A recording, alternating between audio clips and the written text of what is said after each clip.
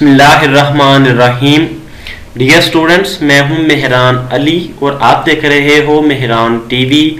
आज मैं आपको अरुंधति रॉय के novel the God of small things की उर्दू में समरी बताऊंगा।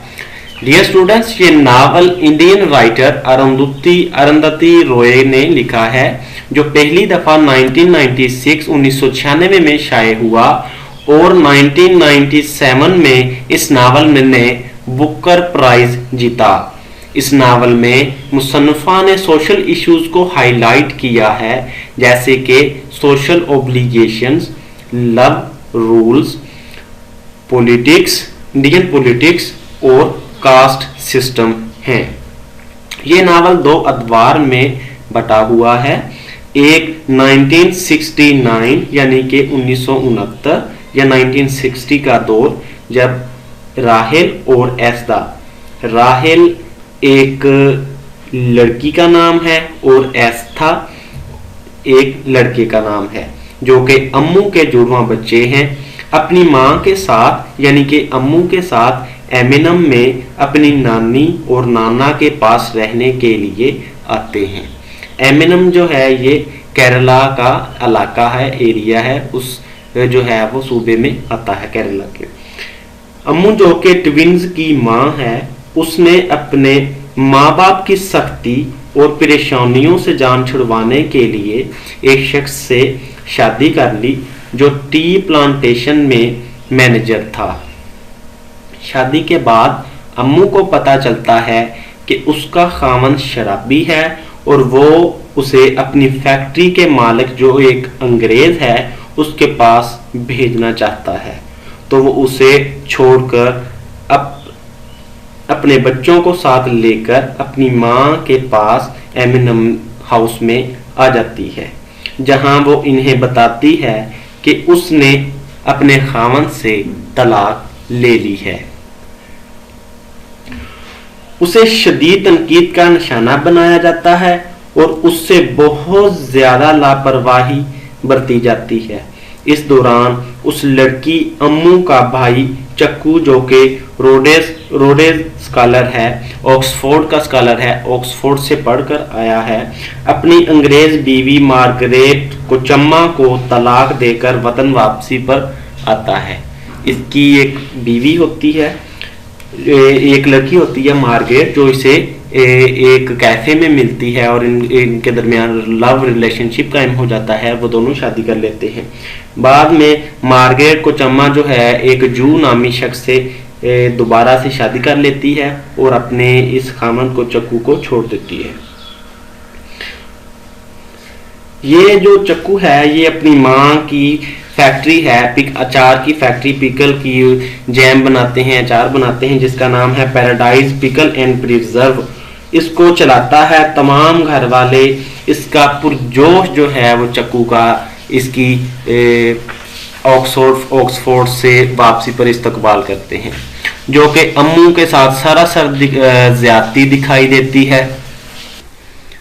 अम्मू का बाप पपाची अपनी बीवी को बहुत ज्यादा मारता पीटता है और एक दिन चक्कू अपनी माँ को मार से बचाता है, जिससे ममाची के दिल में उसके लिए मोहब्बत और ज्यादा बढ़ जाती है और वो अपने बेटे की किसी भी बुराई को सुनने के लिए तैयार नहीं।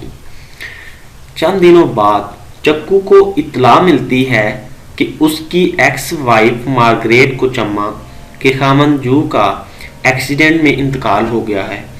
तो चक्कू उसे एमिनम में उसे क्रिसमस उनके साथ मनाने के लिए मदऊ करता है।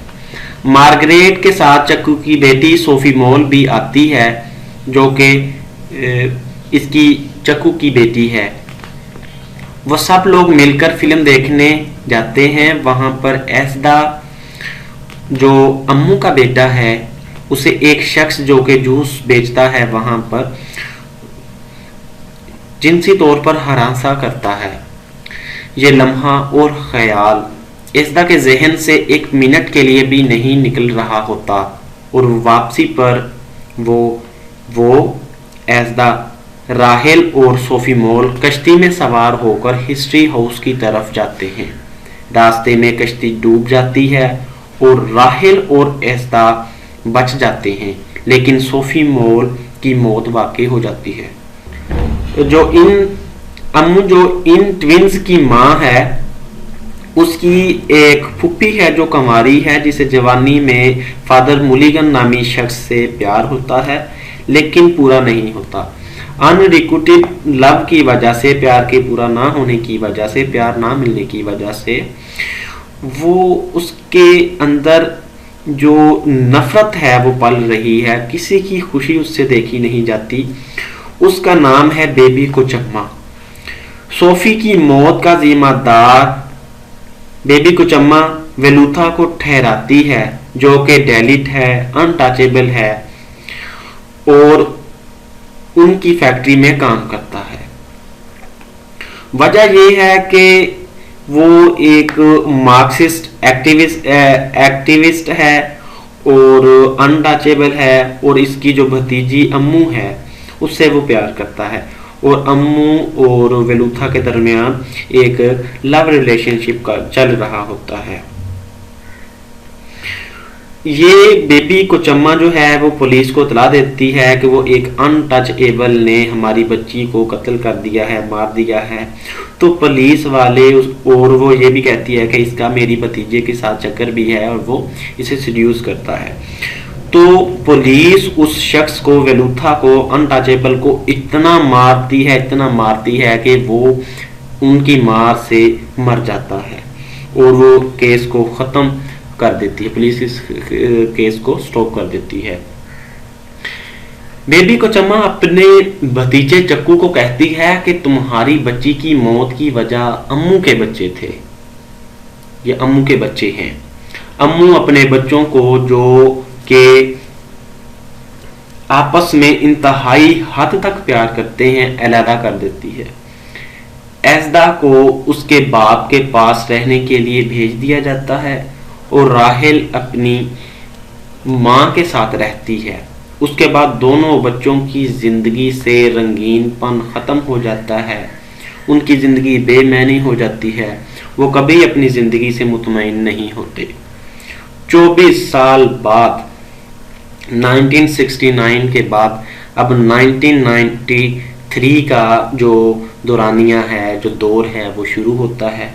24 साल बाद जब अम्मू की, पपाची की, ममाची की मौत हो चुकी होती है, राहेल की शादी इंग्लैंड में एक अंग्रेज से होती है और अब वो उससे तलाक ले लेती है। तलाक लेकर जब वो एमिनम में वापस आती है तो तब ये 1993 से जो है वो नावल का आगाज होता है, जहां पर ये जो राहेल है ये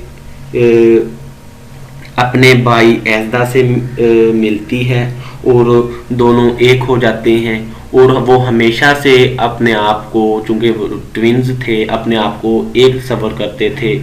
अगर तकलीफ दूसरे को होती तो उसके असरात पहले में दिखाई देते, यानी कि वो ये दोनों एक सबर करते थे और वो जुदागाना जिंदगी बसर नहीं कर सकते थे। तो जब वो दोनों एक हो जाते हैं, वो अपने भाई से मिल लेती है, तो वो अपने आप को मुकम्मल महसूस करते हैं। तो यहीं पर इस नावल का इख्तिताम हो जाता है।